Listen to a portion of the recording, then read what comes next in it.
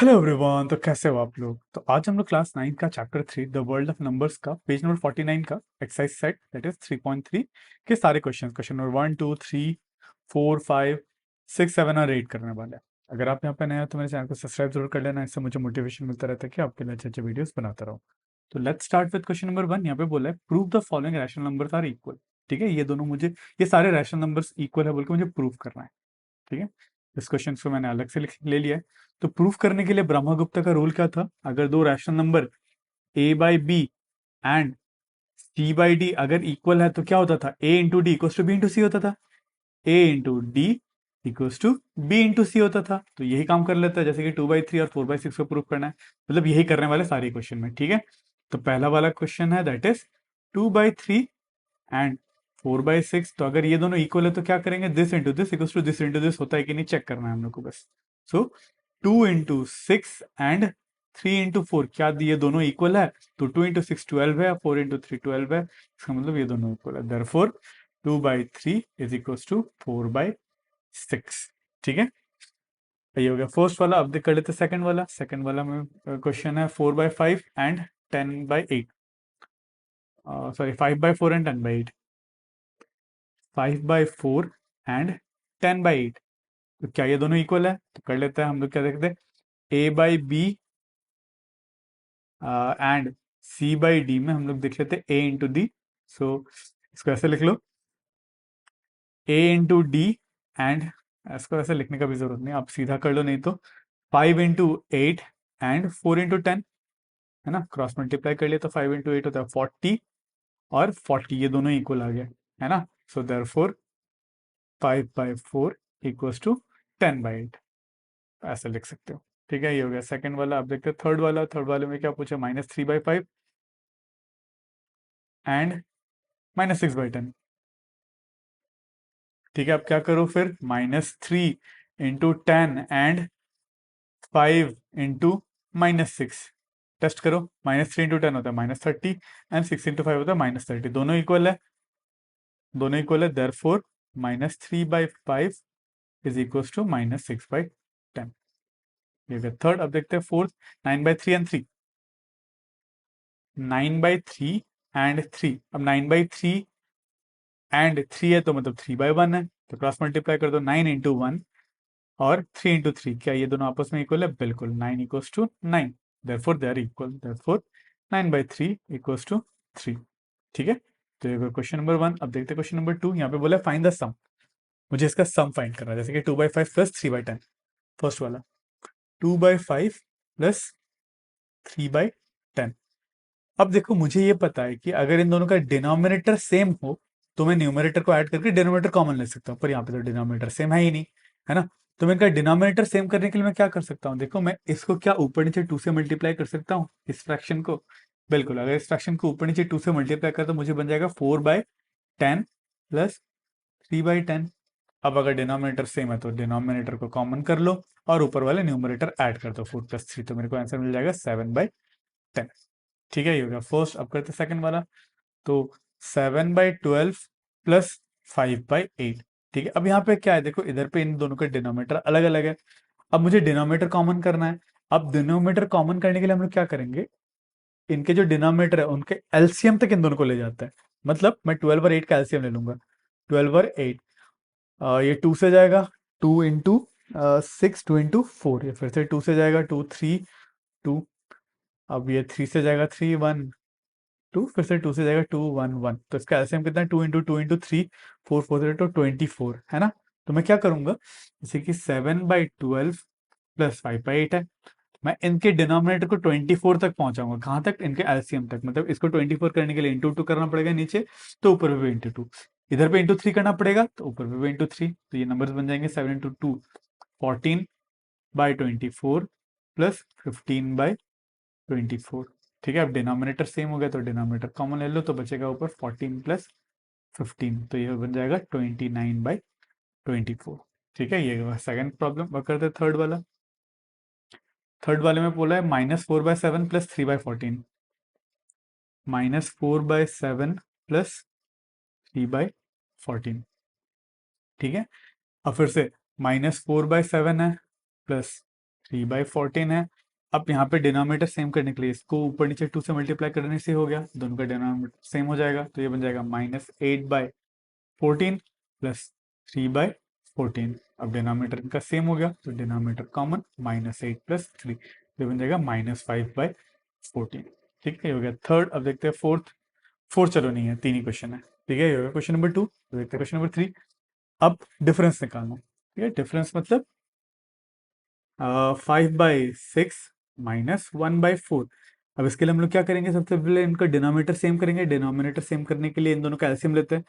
तो 6 और 4 का एलसीएम कितना होता है, निकाल लेते हैं।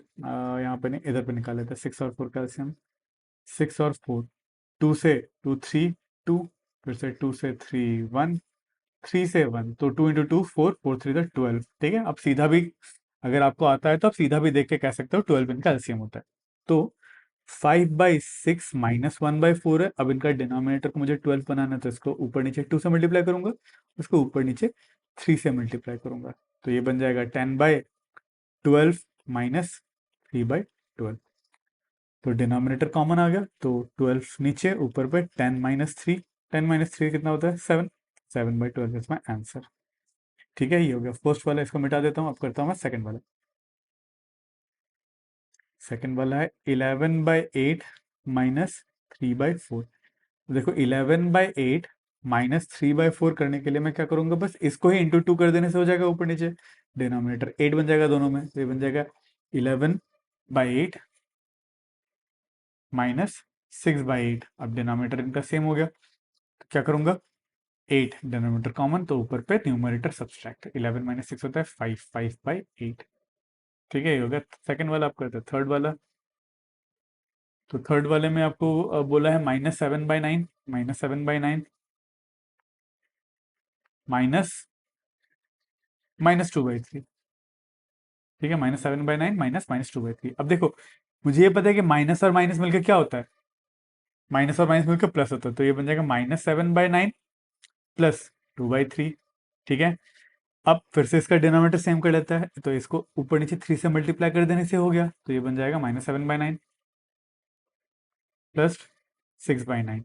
ठीक है, डिनोमिनेटर सेम है तो न्यूमरेटर सिंपली ऐड हो जाएगा, तो ये डिनोमिनेटर है 9, तो बने ऊपर बचेगा -7 + 6। अब -7 + 6 कितना था, -1/9।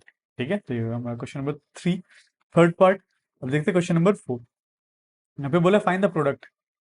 ठीक है, प्रोडक्ट फाइंड कर रहे हैं, तो फर्स्ट वाला प्रोडक्ट हमारा सिंपल था, 2/3 इंटू 3/10 करना रहता, तो हम लोग क्या करते हैं, ऊपर ऊपर के साथ मल्टीप्लाई, नीचे नीचे के साथ मल्टीप्लाई। ठीक है, तो इस केस में हम सीधा मल्टीप्लाई करने से बेटर हम लोग क्या कर सकते हैं, सीधा 3 और 3 कैंसिल जा सकता है, और 2 × 1 2 और 2 × 5।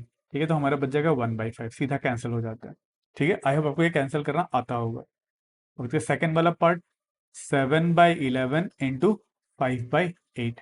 ठीक है, अब इधर पे कुछ तो कैंसिल तो नहीं हो रहा ऊपर वाला नीचे वाला के साथ, तो ये सीधा क्या करो, ऊपर ऊपर का मल्टीप्लाई, नीचे नीचे का मल्टीप्लाई, तो ये बन जाएगा 7 × 5 डिवाइड बाई 11 × 8, तो ये बन जाएगा 7 × 5 35 डिवाइड बाई 11 × 8 इज 88। ठीक है, चलिए अब करते हैं थर्ड वाला पार्ट। थर्ड वाले में पूछा -4/7 इंटू 5/14। और फिर से कोई कैंसिलेबल नहीं है, तो ऊपर ऊपर वाला मल्टीप्लाई, नीचे नीचे वाला मल्टीप्लाई, तो ये बनेगा -4 × 5 डिवाइडेड बाई 7 × 14। ठीक है, अब देखा जाए तो ये 2 कैंसिलेबल है। ठीक है, 2 से 7 टाइम्स जाएगा, ये 2 से 2 टाइम्स जाएगा, तो ऊपर बचा -2 × 5 इज -10, और 7 × 7 इज 49, तो -10/49। ठीक है, तो ये क्वेश्चन नंबर 4। अब देखते हैं क्वेश्चन नंबर 5 बोला है कि फाइंड द क्वोशिएंट, मतलब इसको डिवाइड करने को बोला है। ठीक है, तो फर्स्ट वाला देखते हैं। देखिए 2/3 डिवाइडेड बाई 3/10, तो डिवाइड करते वक्त हम लोग क्या करते हैं, जैसे कि 2/3 पहला नंबर तो सेम रहता है, फिर डिवाइड की जगह मल्टीप्लाई कर देते हैं, फिर मल्टीप्लाई करके नीचे का ऊपर, ऊपर का नीचे कर देते हैं। ठीक है, तो ये बन जाएगा 10/3, 3/10 की जगह 10/3, तो ये कितना हो जाएगा। अब मल्टीप्लाई का प्रॉब्लम हो गया, ऊपर ऊपर वाला मल्टीप्लाई, नीचे नीचे वाला मल्टीप्लाई। ठीक है, तो ये बन जाएगा 2 × 10 डिवाइड बाई 3 × 3, 2 × 10 होता है 20/3 × 3 = 9। ठीक है, ये फर्स्ट। अब देखते हैं सेकंड वाला 7/11 डिवाइडेड बाई 5/8। ठीक है, अब डिवाइड है, फिर से वही सेम रूल, 7/11 पहला नंबर सेम, डिवाइड की जगह मल्टीप्लाई, और ये ऊपर के नीचे, तो ये बन जाएगा 8/5। अब ये मल्टीप्लीकेशन का प्रॉब्लम बन गया, तो ऊपर ऊपर वाला मल्टीप्लाई, नीचे नीचे वाला multiply, 7 into 8 divide by 11 into 5। 7 8 7 होता है 56, 11 इंटू 5 होता है 55। ठीक है, ये सेकंड वाला प्रॉब्लम हो गया। अब देखते हैं थर्ड वाला। थर्ड वाले ने पूछा -4/7 plus divided by 5/14 divide by 5/14। ठीक है, अब डिवाइड का प्रॉब्लम तो क्या हो जाएगा, -4/7, पहला वाला तो नंबर सेम है, इंटू 14/5। ठीक है, अब देखो 7 से ये 2 टाइम्स कैंसिल होगा, 7 से 1 टाइम, 7 से ये 2 टाइम, तो बचा मेरा -4 इंटू 2 डिवाइड बाई 1 इंटू 5, तो ये बन जाएगा हमारा -8/5। ठीक है, तो ये क्वेश्चन नंबर 5। अब देखते हैं क्वेश्चन नंबर 6। अब यहाँ पे मुझे ये शो करना है कि ये इसके बराबर होता है। ठीक है, तो मुझे ये पता है कि डिस्ट्रीब्यूटिव लॉ हम लोगों ने एक देखा था ना, a into B plus C बराबर a into B plus b into C, तो फ्रैक्शंस भी डिस्ट्रीब्यूटिव लॉ फॉलो करता है।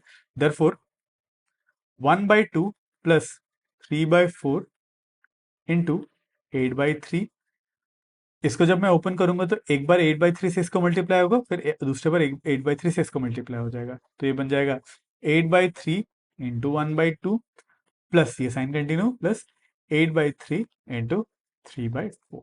ठीक है, मुझे यही प्रूफ करना था। चलिए, तो ये क्वेश्चन नंबर 6। अब देखते हैं question number 7। Simplify the following using distributive property. वही डिस्ट्रीब्यूटिव प्रॉपर्टी यूज करके मुझे इसको सिंप्लीफाई करना है। ठीक है, डिस्ट्रीब्यूटिव प्रॉपर्टी क्या था, a into B plus C is equal to a into B plus a into C.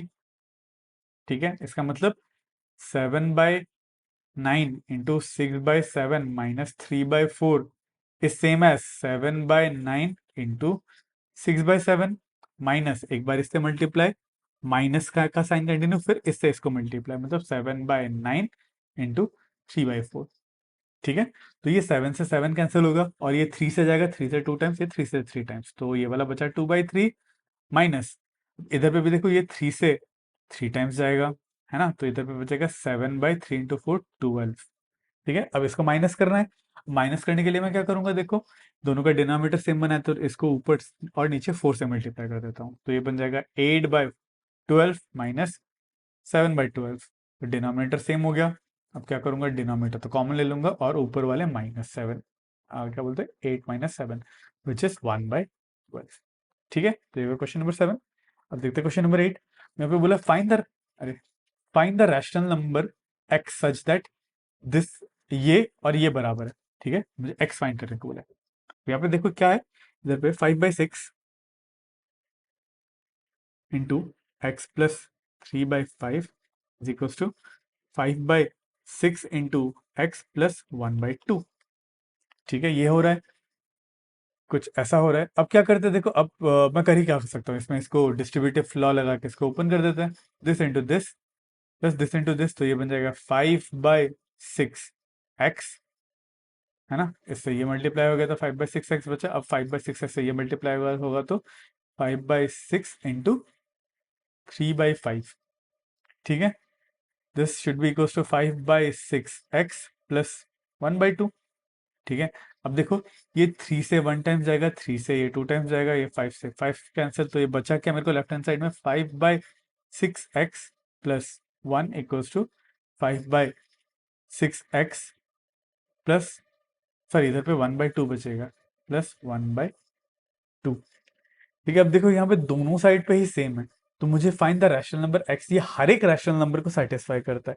ठीक है, मतलब x का वैल्यू आप कुछ भी रखो, भले ही 10 रखो तो भी सेटिस्फाई करेगा, 20 रखो, कुछ जो भी रखो, आपको सारे के सारे वैल्यूज ये सेटिस्फाई करने वाला है। ठीक है, it x can be anything, can be any number, any rational number. ठीक है, एक्स का वैल्यू आप कुछ भी रखो। देखो क्यों ऐसा ऐसा क्यों है, देखो क्योंकि 5/6 एक्स और 5/6 एक्स तो कैंसिल ही हो जाएगा, ये भी कैंसिल हो जाएगा, तो बचेगा क्या मेरे को, 0 इक्वल टू 0, है ना, तो एक्स पे डिपेंड ही नहीं कर रहा है इसका वैल्यू। आई होप बुक वाले कुछ और क्वेश्चन नहीं देना चाहते होंगे, है ना, क्योंकि ये काफी आपको सोचने के लिए हो सकता है थोड़ा सा टफ हो। ठीक है, तो 8 का मतलब x can be any rational, इसका कोई एक फिक्स आंसर नहीं, इसके इनफाइनाइट सोल्यूशन है, एक्स कैन बी एनीथिंग। ठीक है, चलिए, तो ये हुआ क्वेश्चन नंबर 8। तो नेक्स्ट वीडियो में हम लोग करेंगे जो इसका जो नेक्स्ट सेक्शन है, that is 3.4.1, that is representation of rational numbers on number line. ठीक है, तो इसका लिंक आपको स्क्रीन में दिख रहा होगा। तो आज के लिए बस इतना ही। अगर आपको इस वीडियो से थोड़ा सा भी नॉलेज मिला तो मेरे इस वीडियो को लाइक जरूर करना और मेरे चैनल को सब्सक्राइब जरूर करना। तो मिलते हैं अगले वीडियो में।